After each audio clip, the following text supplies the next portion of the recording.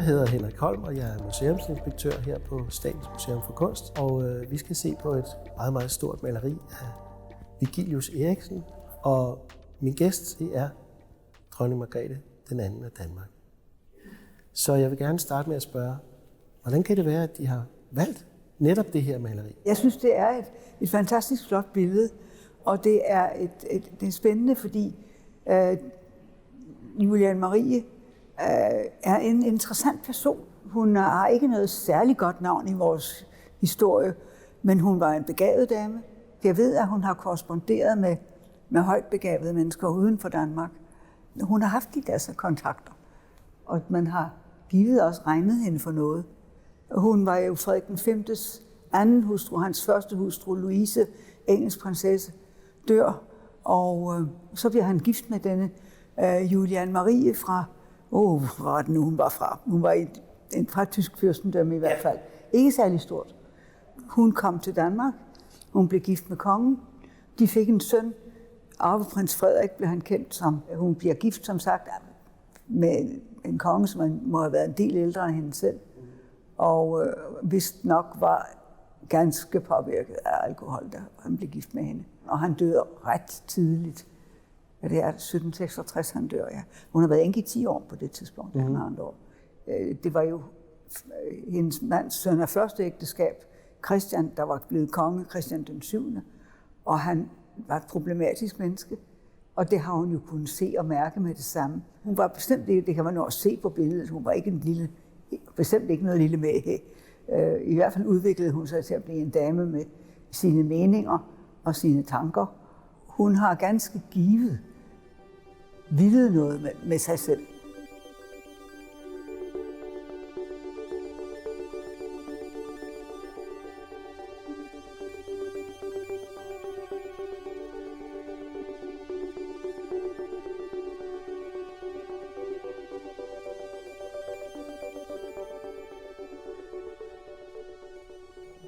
Hun er jo kendt blandt andet for, at det var hende, som sådan set styrede landet for Christian den 7. i nogle år, indtil og hun bliver sat ud på et sidespor på Fredensborg. Det er også en af grundene til, at jeg sætter pris på billedet. Det er i sig selv flot, men hun har betydet så meget for Fredensborg. Hun boede der meget og kom til i de senere år til at bo der helt og holdent. Og hun har sat et stærkt præg for Fredensborg. Og det er et godt præg. Hun havde decideret god smag. Hun vidste, altså, hvad hun ville. Hun benyttede sig meget af arkitekten Harsdorff til modernisering og ombygning på Fredensborg. Og hun er i hvidt. Det er en af mulighederne for dronninger i enkestand at være i hvidt. Og det var det dengang.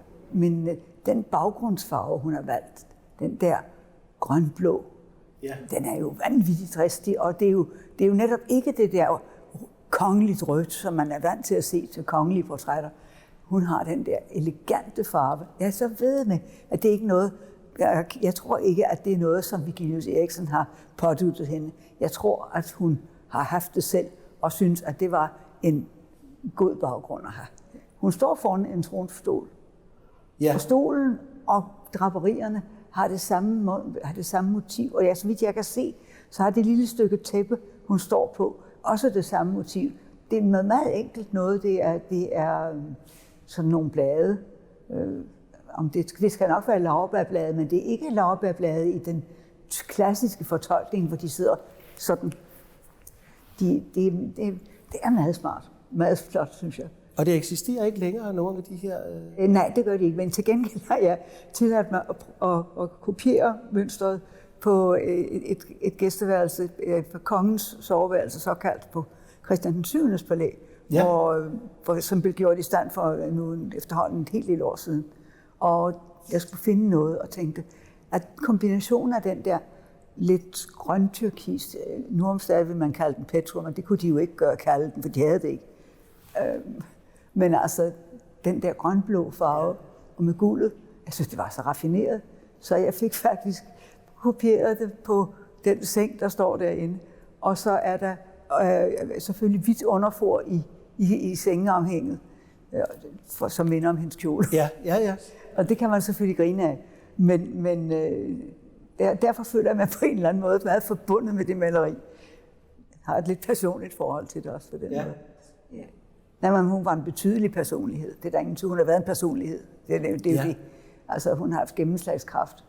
Og ja, jeg synes, Vigilius Eriksen får noget af det frem. Altså, det tror jeg, han har. Jeg tror, der er noget der. Ja, altså både en og så har han jo faktisk været ganske god til at male magtfulde kvinder, for han har jo malet Katarina den Store af Rusland. Ja, han var jo tjeneste for det russiske hof. Ja, det er rigtigt, ja. Og det er egentlig også bestilt til det russiske hof. Ja. Så det skulle passe ind på Eremitageslottet.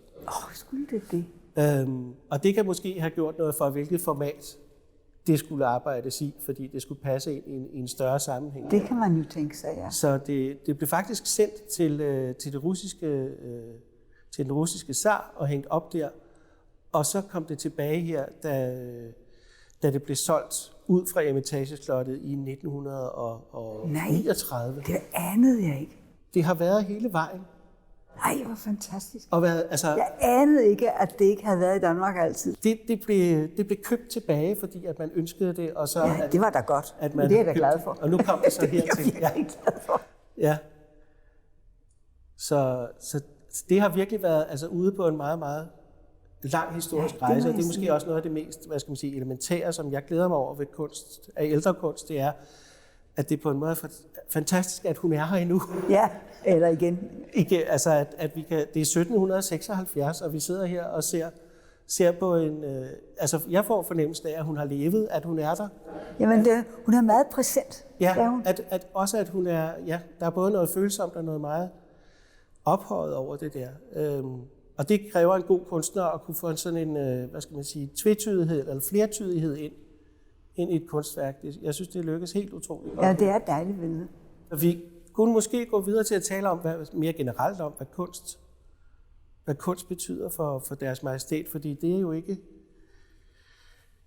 jo ikke en ligegyldig ting. Det er måske for nogle af os, er det jo noget, der hjælper os til at holde hele livet oppe. Jamen, jeg har jo haft det held i mit liv, at jeg har været omgivet af kunst altid, mere eller mindre væsentlig kunst. Men efterhånden, som jeg er blevet ældre, har jeg fået mere og mere sans for, hvad det er for noget, hvad der virkelig tæller. Og min mor var vældig god til også at forklare mig, hvad der var af gode billeder og sådan nogle ting. På Fredensborg hænger der jo en masse billeder, som i stort, for størstedelens vedkommende, egentlig er en del af Statens Museum for Kunsts samlinger, fordi de går tilbage til de gamle kongelige samlinger. Ja. Og på Fredensborg hænger der hænger både skidt og kanel, det kan man godt se. Men nogle ting er vældig fine, og andre ting er ikke særlig bemærkelsesværdige. Men jeg kan godt lide at have billeder på væggen, også når de ikke er sådan nogle, man går hen og knikser for hver gang man går forbi, for de er så fine. Fordi der er et eller andet, også med ældre billeder, også nogle, der måske, hvor man godt kan se, det er ikke det syvende underværk. Jeg tænkte, måske skulle vi se lidt mere på dragten. Hvad er det dog nede foran? Hun har sådan et broderi. Jamen, det er jo noget kniplingsagtigt, noget, som har som en bred flæse. En mindre bred flæse for neden, og så halvvejs op ad skørtet, en meget dybere flæse. Og det er jo begyndende, det er sådan sen rokoko, begyndende Louis XVI-stil. Og Louis XVI-stilen kommer faktisk til Danmark i hendes tid.